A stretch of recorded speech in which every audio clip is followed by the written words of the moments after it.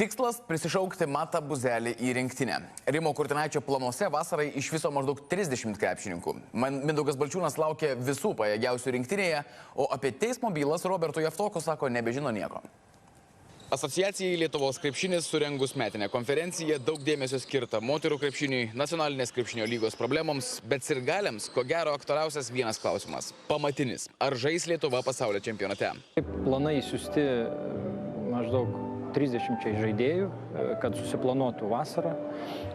Taip pat dialogas yra absoliučiai su visais. Tie planai labai stipriai susiję su Liepos pradžia. Pirmą Liepos savaitę lietuviai žais su britais ir italais. Debiutuojančio rinktinėje laukiama Miamio Heat naujoko Kasparo Jakučionio. Tiesa, nebus paprasta.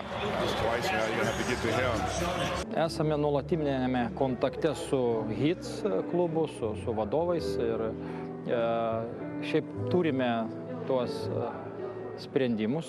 Mindaugas Balčiūnas tikina, kad Matas Buzelis puikiai supranta, kaip stipriai yra laukiamas čia. Tiek šeima, tiek jis pats turi visus planus ir šiai dienai norime, kad jis atsikvėptų po intensyvaus sezono. Treneris su jo kontakte, taip kad mūsų tikslas jį turėti.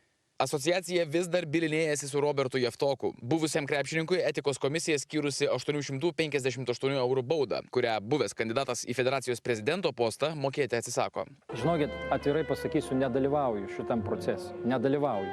Ir gal ir keistai atrodo, bet nežinau net turinio. Lietuva 4 komandų D grupėje atrankoje užima 2. vietą.